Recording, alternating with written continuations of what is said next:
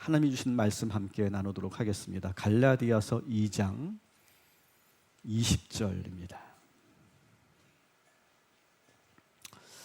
여러분 들어오실 때 이 복음 말씀 카드, 복음의 언어 말씀 카드를 다 받으셨죠? 다 받으셨을 거라고 생각합니다. 우리가 4주 동안 배웠던 복음 문장들을 이렇게 카드로 해서 여러분들에게 나누어 드렸는데요.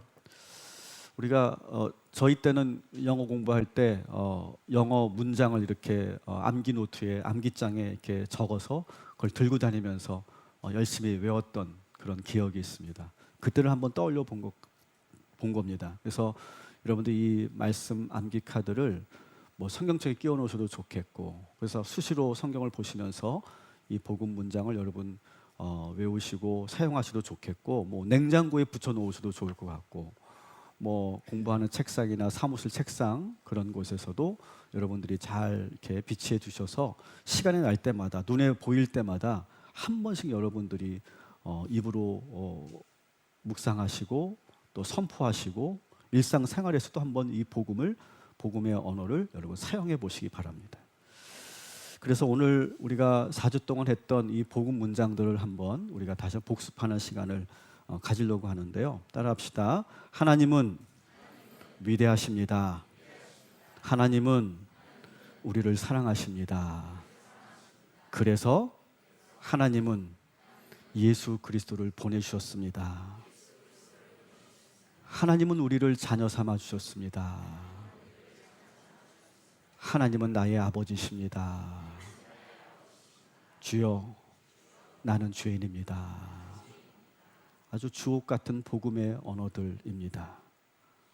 계속 말씀드립니다. 우리 가정의 모국어가 바뀌어야 우리 가정이 바뀝니다. 언어가 바뀌면 우리의 운명이 모든 것이 다 바뀌게 된다.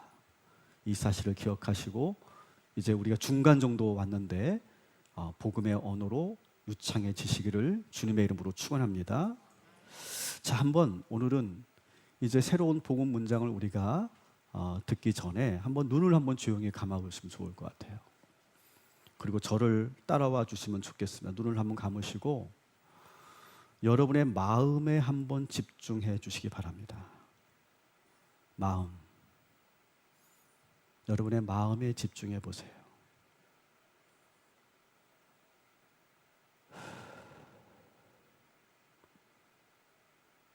여러분의 마음을 한번 느껴보시기 바랍니다. 여러분, 이 자리에 오시기까지 한 주간 어떤 마음을 가지고 살아오셨습니까?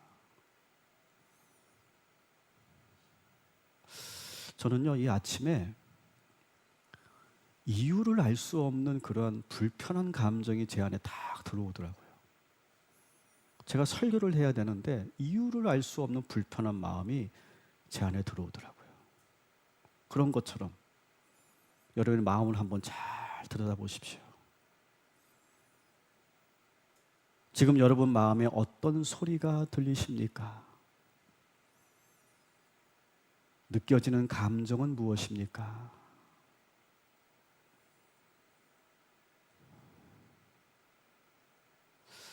여러분 가슴에 한번 집중해 보십시오. 어떤 느낌이 있습니까? 심장이 뛰는 그런 진동을 한번 느껴보시고, 어떤 분들은 아마 답답함을 느껴서 괜히 이렇게 눈만 감고 있으면 한숨이 후 하고 절로 나오는 분들도 계실 거예요. 어떤 분들은 가슴 한 부분이 어떤 통증을 느끼시는 분들도 계실 거예요. 마치 송곳처럼 찌른 것 같고 먹먹하고 아프고 따끔거리는 그런 분들이 계실 거예요. 반면에 오늘 이 시간도 잘 집중이 안 되고 내 마음이 단단하게 돌처럼 굳어져 있고 얼음처럼 차갑게 식어 있는 분들도 계실 거예요. 정반대로 내 마음이 지금 편안하고 따뜻한 분들도 계실 겁니다. 한번 여러분 마음을 잘 관찰해 보시기 바랍니다. 지금 여러분 마음에 무엇이 가득 차 있습니까? 마음은 그릇입니다. 무슨 생각이 가득 담겨 있습니까? 때로는 어떤 사람이 내 마음에 담겨 있을 때도 있어요. 어떤 그림이 내 마음에 담겨 있을 때도 있어요. 어떤 감정이 가득 차 있을 때도 있어요.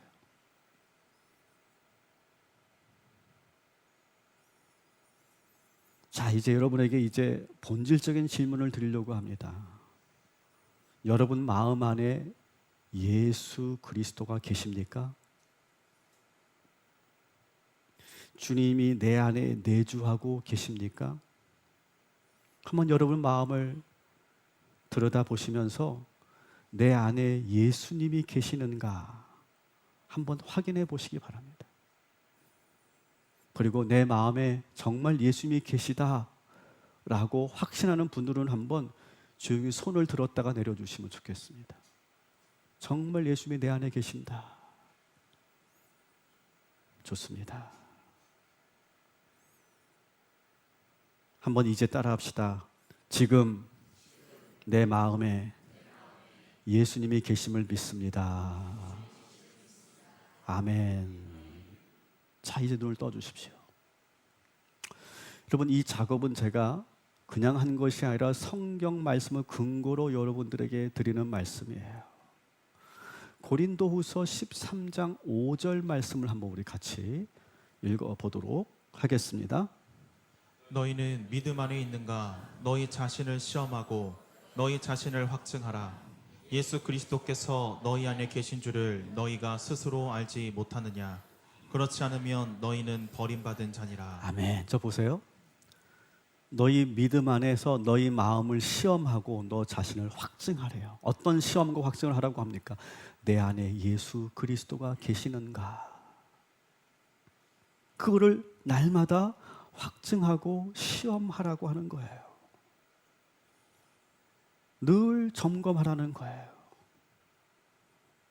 여러분, 이게 영적 훈련입니다. 이게 뭐 영성 훈련 해가지고 뭐 어느 세미나를 가고 어느 기도원, 어느 수도원을 가서 막 뭐 이렇게 유명한 그런 분들의 그런 강의를 듣고 내가 어디 뭐 어떤 훈련을 하고 뭐 그런 것들이 아니라 영적 훈련이라는 것은 뭐냐? 아주 단순합니다. 어쩌면 내 안에 지금 예수님이 계시는가? 지금 내 마음에 무엇이 들어있는가? 지금 나를 움직이는 것은 무엇인가? 나를 지금 이렇게 만드는 이유는 무엇인가? 내 안에 정말 예수님이 계시는가? 이것을 늘 확증하고 시험하는 일, 이것이 바로 영적 훈련이라는 거예요. 여러분, 매 순간 여러분이 주님이 내 안에 계심을 확신할 수만 있다면 저는 더 이상 설교할 필요가 없는 거예요. 그만큼 중요한 거예요. 제가 계속 말씀드리는데 다시 한번 여러분에게 말씀드립니다. 여러분, 그리스도인이라고 하는 것은요, 교회 다니는 사람이 아니에요. 예수님을 내 마음에 영접한 사람. 그래서 그 예수님을 영접해서 언제든지 예수님이 내 안에 계십니다 라고 고백하는 사람들이 그리스도인인 거예요. 내 마음에 그리스도를 담고 있는 사람들, 이게 그리스도인이에요. 근데 여러분, 예수님이 내 마음에 계시다는 증거는 뭘로 할 수 있을까요? 내가 마음이 평안하고 지금처럼 여러분 말씀을 들으면서 예배를 드릴 때, 은혜가 충만할 때, 물론 그때는 예수님이 내 안에 계신 거겠죠. 그런데 여러분, 반대로 내 마음이 어느 때는 지옥 같을 때가 있잖아요. 누군가를 미워하고 있고 어떤 죄의 생각을 하고 있을 때 있잖아요. 여러분, 그때는 예수님이 계신 걸까요? 안 계신 걸까요? 그때도 예수님은 계시는 거예요. 내가 죄를 지을 때 예수님이 떠나시는 게 아니라고요. 다시 말씀드립니다. 그리스도인은 어떤 사람이냐? 예수님을 영접하여서 예수님과 인격적 교제를 나누는 사람들. 어떠한 상황에서든지 내가 평안할 때도 인격적 교제를 나누고, 내가 슬프고 우울할 때도 인격적 교제를 나누고, 내가 죄 가운데 있을 때도, 죄를 지을 때도 내 안에 계신 예수님과 인격적 교제를 나누는 사람들, 이게 바로 그리스도인이에요. 최근에 저는 예수님과 이런 인격적 대화를 나누며 기도하고 있어요. 내 안에 계신 주님, 저는 지금 몹시 불안하고 두렵습니다. 자꾸 그 문제를 떠올리면 걱정이 되고 점점점 부정적인 생각이 계속 떠오릅니다. 어떻게 해야 될지 가르쳐 주십시오. 저에게 지혜를 주십시오. 이렇게 기다리고 있는 것이 좋은 것인지, 내가 행동에 옮기는 것이 좋은 것인지 주님 말씀하여 주시옵소서. 아직 제가 알지 못하겠습니다. 고민이 됩니다. 주님께서 함께 하시고 그 마음을 붙잡아 주시옵소서. 여러분, 우리가 좋을 때만 예수님이 계신 게 아니라는 거예요. 내가 지금 저처럼 이렇게 고민이 되고 슬프고 우울하고 화가 날 때도 주님은 우리와 함께하고 계심을 믿으시기 바랍니다. 내가 원하는 것을 주실 때만 주님이 나와 함께 계시는 것이 아니에요. 내가 착한 일을 할 때만 주님이 나와 함께 계시는 것이 아니에요. 오히려 내가 죄 가운데 있을 때에도 주님은 나와 함께 하십니다. 그런데 여러분, 무서운 건 뭐냐? 무섭다기보다 우리가 기억해야 할 것은 뭐냐 하면, 내가 죄를 짓고 있는 그 자리에도 주님이 함께 하신다는 거예요. 세상의 그 즐거움에 빠져 있는 나에게, 내가 그 현장에 있을 때도 주님은 함께 하시는 거예요. 고스톱 치는 자리에도 주님이 함께하고 계시고요. 내가 내기 골프 치는 그 자리에도 주님이 함께하고 계시고요. 그러면 그 내기 골프는 질까요, 이길까요? 그건 그때의 컨디션에 따라 다른 거예요. 하지만 함께하고 계실 거예요. 만나지 말아야 할 사람을 만나는 자리에도 주님은 옆에 계실 거예요. 접대하는 자리에도, 돈 봉투가 오가는 자리에도 예수님이 함께하고 계십니다. 여러분, 그러면 어떻게 될까요? 계속 예수님이 옆에 계시는 거예요. 좀 이럴 때는 좀 안 계셔주면 어디 좀 이렇게 갔다 오시면 좋겠는데 계속 제 옆에 계시는 거예요. 그럼 어떻게 될까요? 어느 순간부터 맛이 없어져요. 재미가 없어져요. 흥미가 사라져요. 신나지가 않아요. 흥분되지가 않아요. 짜릿하지가 않아요. 그렇게 되는 거예요. 내 안에 계신 예수님은요, 어떤 상황에서도 나와 늘 함께 하신다는 거예요. 로마서 8장 9절부터 11절 말씀을 한번 같이 봅시다. 우리 한번 9절을 먼저 같이 읽어볼까요? 시작. 그러나 하나님의 영이 여러분 안에 살아 계시면 여러분은 육신 안에 있지 않고 성령 안에 있습니다. 누구든지 그리스도의 영이 없으면 그리스도의 사람이 아닙니다. 자, 보세요. 하나님의 영이 우리 안에 계시면 어떻게 되느냐? 우리는 육신에 있지 않고 성령 안에 있대요. 그렇죠? 그리고 누구든지 그리스도의 영이 우리에게 있어야 그리스도인이래요. 그죠? 10절 또 읽겠습니다.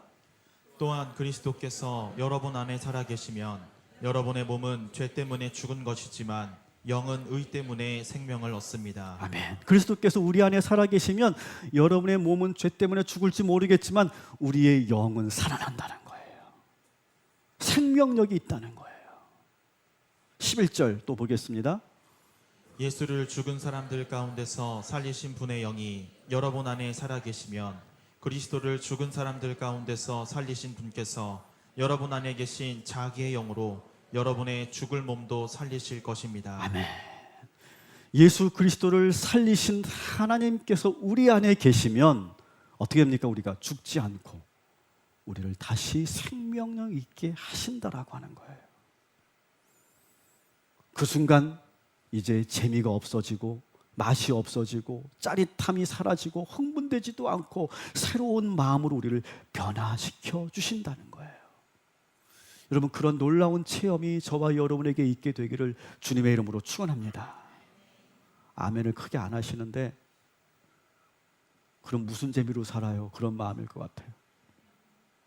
여러분, 그런데 분명한 것은요, 주님이 우리를 더 좋은 길로, 더 기쁜 일로, 행복한 곳으로 인도하여 주실 줄 믿습니다.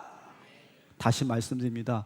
그리스도인이란 예수님을 내 마음에 영접하여서 그 안에 계신 주님과 늘 함께하는 사람들, 이게 그리스도인이에요.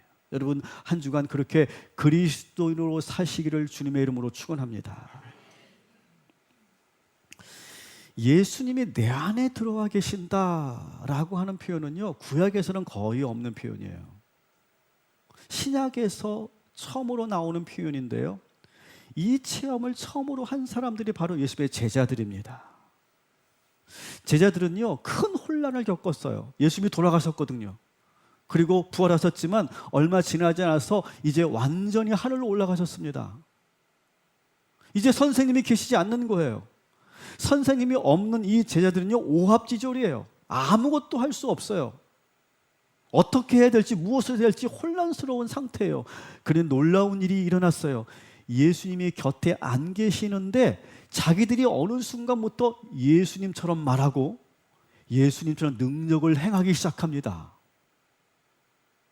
예수님이 안 계시면 아무것도 할 수 없을 것 같았던 이 제자들이 완전히 달라지기 시작했다는 거. 오히려 예수님이 떠나시니까 오히려 더 잘하더라는 거예요. 요한복음 16장 7절 같이 읽겠습니다. 내가 떠나는 것이 너희에게 유익이라. 내가 떠나가지 아니하면 보혜사가 너희에게로 오시지 아니할 것이요 가면 내가 그를 너희에게로 보내리니. 아멘. 그 이유는 바로 뭐냐면 하늘에 계신 예수님께서 뭘 보내주신대요? 보혜사를 보내주신대요. 보혜사. 보혜사는 여러분 잘 아시는 것처럼 헬퍼죠. 도우시는 분, 성령님을 말합니다. 주님이 떠나가셨지만 그때 그 빈 자리에 성령님이 오셔서, 보혜사가 오셔서 어떻게 한대요? 도와주신대요. 뭘 도와주시느냐? 예수님을 영접하도록 도와주신다는 거예요. 그래서 예수의 능력으로 살도록 도와주신다는 거예요. 그 이후부터는 이제 제자들이 완전히 달라지기 시작한 거예요. 그래서 사도 요한은 주님이 내 안에 계시고 내가 주님 안에 거하는 이 영적 친밀감을 아주 자주 표현하는 그런 사도입니다. 예수님을 영접하는 것이 얼마나 중요한 일인지를 우리들에게 말해주고 있어요. 요한복음 15장 7절 같이 읽겠습니다. 너희가 내 안에 거하고 내 말이 너희 안에 거하면 무엇이든지 원하는 대로 구하라. 그리하면 이루리라. 아멘. 우리가 예수님 안에 거하고 주의 말씀이 우리 안에 거하면 무엇이든지 구하는 대로 된다는 거예요. 이 체험을 요한은 실제로 하게 됩니다. 베드로는요, 이렇게 말합니다. 어느 순간부터 나사렛 예수 그리스도의 이름으로 명하노니 병든 자여 고침을 받을지어다. 일어나 걸을지어다. 마귀를 물러갈지어다. 예수의 이름으로 물리쳐 승리하게 될지어다. 이렇게 선포하는 대로 되는 거예요. 왜? 예수가 내 안에 계시기 때문에 그런 능력이 나타납니다. 그렇게 겁이 많았던 이 야고보 사도는요, 가장 먼저 순교를 당하고요, 나머지 모든 제자들도 더 이상 숨어 있지 않게 되고 이제는 자신 있게 복음을 전하다가 기쁨으로 순교를 당합니다. 사도 바울도 놀라운 체험을 하게 되는데요, 자신의 죄와 자기의 자아를 십자가에 못 박습니다. 그리고 완전히 예수님과 하나가 되는 체험을 하게 됩니다. 오늘의 본문 갈라디아서 2장 20절 우리 한번 같이 읽겠습니다. 내가 그리스도와 함께 십자가에 못 박혔나니 그런즉 이제는 내가 사는 것이 아니요 오직 내 안에 그리스도께서 사시는 것이라. 아멘. 사도 바울은 아주 자아가 강한 사람입니다. 출신도 좋았습니다. 바리새인 중에 바리새인이고 최고의 그런 공부를 했고 최고의 스승으로부터 수학을 한 사람입니다. 그리고 그는 바리새인으로서의 그런 자존심도 강하고, 그리고 내가 이 유대 정신을 온 세상에 전파리라라고 하는 그런 신념도 강한 사람이었어요. 그런데 그가 그 모든 자아를 십자가에 못 박고 어떻게 합니까? 내가 살지 않고 예수 그리스도께서 사시도록 내 모든 것을 내어드렸다는 거예요. 여러분, 제자들이 이렇게 갑자기 달라진 이유가 뭡니까? 그것은 바로 예수님이 저들의 마음속에 계셨기 때문이에요. 내 안에 계신 예수 그리스도께서 주인 되셔서 나를 이끌어 가실 때 우리는 비로소 완전한 존재가 되는 거예요. 자, 그런데 저는 종종 이런 질문을 자주 받습니다. 제가 이런 설교를 하거나 이런 교육을 하면 이런 질문을 합니다. 목사님, 사흘을 꼭 죽여야만 하나요? 인간이 자유롭게 주체적으로 살면 안 된다는 건가요? 인간 스스로가 주인이어야지 왜 예수님이 주인이 되셔야 됩니까? 그런 질문을 저는 종종 받습니다. 저는 그 질문에 대해서 오늘 한번 이렇게 답변을 해보려고 그래요. 여러분, 갓생이라고 하는 개념 아세요? 갓생? 갓생? 처음 들어보셨어요? 갓생이라는 개념이 있습니다. 그게 뭐냐 하면 MZ세대들이 사용하는 신조입니다. 한번 보여드리면 갓생이에요. 갓생. 갓생. 무슨 뜻인지 알겠죠? 신처럼 완벽한 삶을 살아내기. 그렇게 번역하면 그렇게 되는 거예요. 이 갓생이라는 말을 언제부터 사용하게 되었을까? 이렇게 연원을 따져보면 다양한 의견들이 있는데 이 코로나 이후에 이 개념이 되게 활발하게 우리 MZ세대들에게는 사용되고 있습니다. 그러니까 코로나 팬데믹이 되면서 학교를 가지 못하잖아요.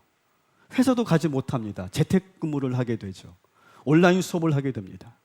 그러다 보니까 많은 대부분의 학생들은 그냥 공부를 놓는 경우도 있고 이렇게 좀 이렇게 무질서하게 삶을 사는 경우도 있고 막 그런데 또 어떤 경우는요 이 무료한 시간 집 밖으로 나가지 못하고 사람도 만나지 못하는 이 지루하고 이 무료한 시간을 어떻게 보낼까 이렇게 생각하면서 혼자 보내는 이 시간을 그냥 허비하지 않으려고 하는 그런 청년들이 나타나기 시작했어요. 젊은이들이.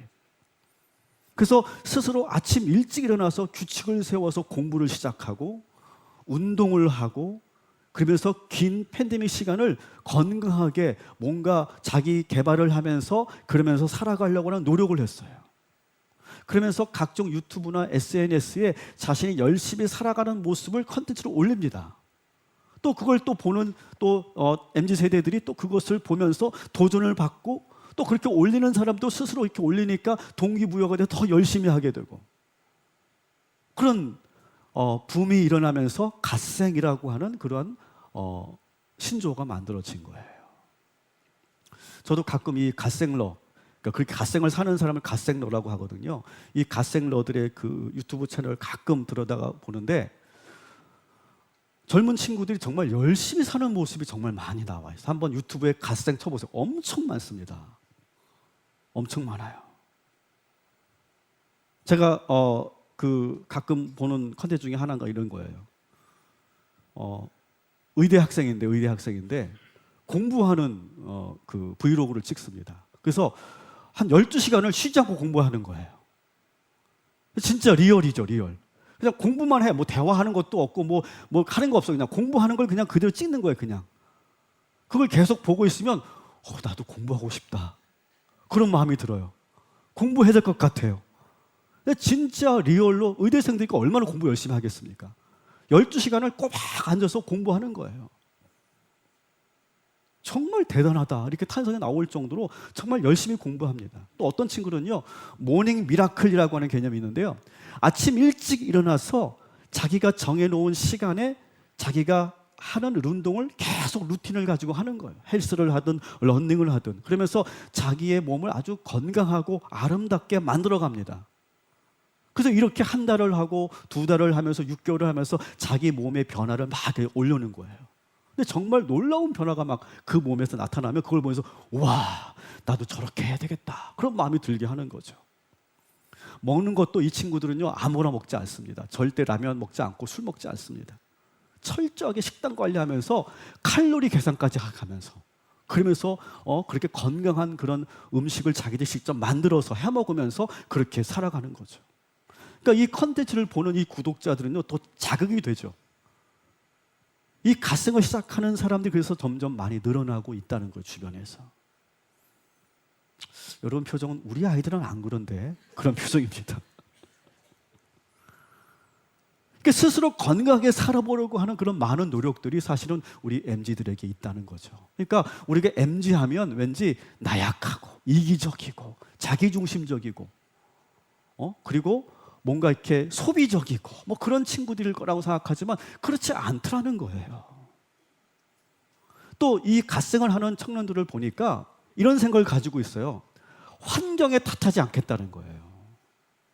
뭐 요즘 기업 환경이 어떻고 뭐 문과생들이 어떻기 때문에 그래서 나는 그래서 어쩔 수 없는 거야. 그렇게 남 탓하지 않는다는 거예요. 내가 열심히만 하면 무엇이든지 할 수 있다라고 하는 그런 확고한 그런 믿음을 가지고 있다는 거예요. 내가 이렇게 건강하지 못한 것도 누구 때문도 아니고 내가 건강하게 내 몸을 만들어가면 된다라고 하는 거죠. 설사 그런 결과가 나오지 않더라도 하루하루 이렇게 보람있게 성실하게 사는 것만으로도 뿌듯하고 만족감을 주기 때문에 그것 자체가 의미 있다 이렇게 생각하기도 하죠. 여러분 어떻습니까? 우리 MZ세대들 잘 살고 있다고 저는 생각해요. 저는 오히려 응원해주고 싶더라고요. 정말 멋있다. 자, 그런데 시간이 좀 가면서 크고 작은 그런 부작용들이 나타나기 시작합니다. SNS에 이런 갓생 컨텐츠를 올리는 그런 유명 유튜버들이나 인스타 스타들이 언제부턴가 자기 자신을 위해 노력하기 위해서 이 컨텐츠를 올리는 것이 아니라 구독자나 팔로워를 의식하면서 올리기 시작하게 되는 거예요. 그렇게 되지 않겠어요? 그러다 보니까 어느 때는 정말 솔직히 하기 싫은데 또 올려야 되는 그런 약속 시간이 되니까 또 올리는 거예요. 그러니까 어느 순간부터 자기 감정을 속이고 하는 거 마지못해서. 그리고 막 이렇게 댓글을 보면서 막 응원하는 댓글이 있으니까 그냥 힘들어도 그냥 안 힘든 척, 재미있는 척, 행복한 척 하면서 올리기 시작하는 거. 그러면서 자기 감정을 속이는 거죠.